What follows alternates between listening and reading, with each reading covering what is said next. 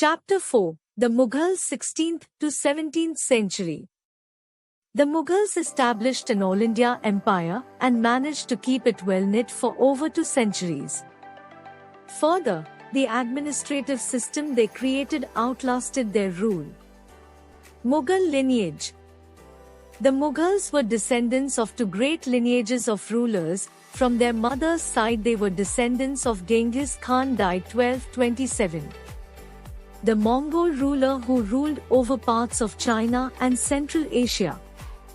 From their father's side, they were the successors of Timur, died 1404, the ruler of Iran, Iraq and modern-day Turkey. However, the Mughals did not like to be called Mughal or Mongol. This was because Genghis Khan's memory was associated with the massacre of innumerable people.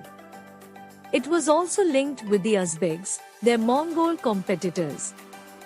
On the other hand, the Mughals were proud of their Timurid ancestry, not least of all because their great ancestor had captured Delhi in 1398. Babur 1526 to 1530. The first Mughal emperor was Babur.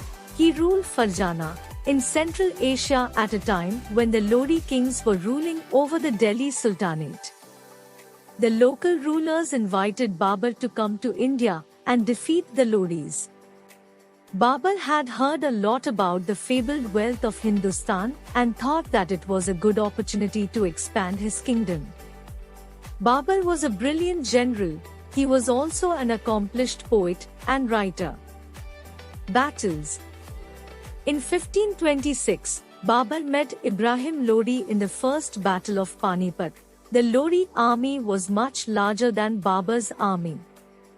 Babur, however, had a battle-hardened cavalry under efficient artillery. He defeated Ibrahim Lodi and conquered Delhi and Agra. The next year, he defeated Rana Sanga of Mewar at Khanua. 2 years later, he defeated the Afghan chiefs at Ghagra. These 3 battles secured Babur's position in northern India. Humayun 1530 to 1540 and 1555 to 1556. Babur was succeeded by his eldest son, Humayun. The other sons of Babur, Kamran, Hindal and Askari, were given charge of smaller areas. Difficulties. The name Humayun means fortunate, but the second Mughal emperor had many problems from the start. First, the kingdom was still without a proper system of administration. Second, Humayun's brothers were dissatisfied with the territories that they had been given. Third, the kingdom was under threat from all sides. The Rajputs, Bahadur Shah, the ruler of Gujarat, and the Afghans were preparing to fight Humayun. Sher Shah, the Afghan king, had established a powerful kingdom in eastern India and wanted to expand it towards northern India. Battles. In 1532, Humayun and Sher Shah met on the battlefield for the first time. Humayun won and captured the fort of Chunar. In 1534, Humayun defeated Bahadur Shah and captured Gujarat and Malwa. However, Humayun did not have time to build upon his victories. Sher Shah regrouped and defeated Humayun at Chausa in 1539 and Kannauj in 1540. The Sur Empire 1540 to 1555. The Sur dynasty was short-lived. Sher Shah was its most famous ruler. Sher Shah Suri 1540 to 1545. Sher Shah Suri was the son of an Afghan Jagirdar in Sasaram, Bihar. His real name was Farid Khan. He was given the title of Sher after he killed a tiger. On becoming king, he began to be called Sher Shah. Sher Shah Suri was a very ambitious man. Within a few years, he raised a large army and became powerful in the region covered by the present-day states of Bihar, Jharkhand and West Bengal. Achievements. Sher Shah Suri was a good general and an even better administrator. He reformed the civil, military and land revenue administration. All these measures encouraged trade. Many of Sher Shah's reforms were continued by Akbar. Sher Shah Suri was a secular ruler. He followed a policy of religious tolerance. He respected all religions and looked after the welfare of all his subjects. He is often regarded as a forerunner of Akbar. Successors. Sher Shah Suri was succeeded by Islam Shah. He could not build upon the work of Sher Shah. Humayun defeated Islam Shah in 1555, occupied Delhi and ended the rule of the Sultan. Jahangir 1605 to 1627. After Akbar's death, his son Prince Salim ascended the throne as Jahangir, meaning conqueror of the world. He continued Akbar's liberal and secular policies. Shah Jahan 1628 to 1657. After Jahangir's death, there was a war of succession amongst his sons. Prince Khurram defeated his brothers and became king. He came to be known as Shah Jahan, meaning ruler of the world. Aurangzeb 1658 to 1707.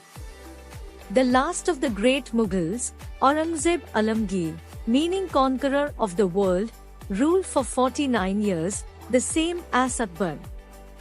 His empire covered nearly the whole of India. Aurangzeb's reign can be divided into two phases. 1. From 1658 to 1680, when he was in North India. 2. From 1681 to 1707, when he was in the Deccan. The Mughal court. The Mughal court, much like the court in the Sultanate period, was very ceremonial. The emperor sat on a throne. Others were assigned places to sit or stand, the more important ones being nearer to the emperor.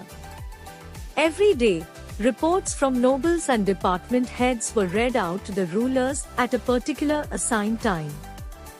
This meeting was held in the Diwan-e-Khas hall of private audience. The emperors held their court for the general public in the Diwan-e-Am hall of public audience.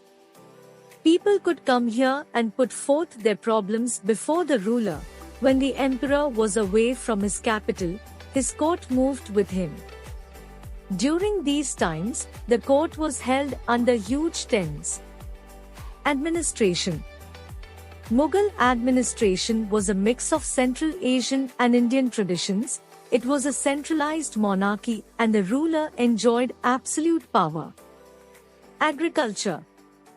The revenue obtained from agriculture, it was used to maintain large armies, the huge administrative apparatus, and for the upkeep of kings, nobles and jagirdars.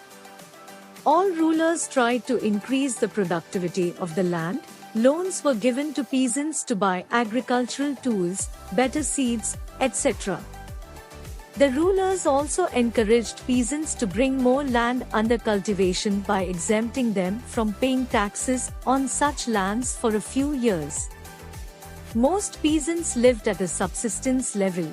They paid 1/3 of the total produce as revenue to the emperor.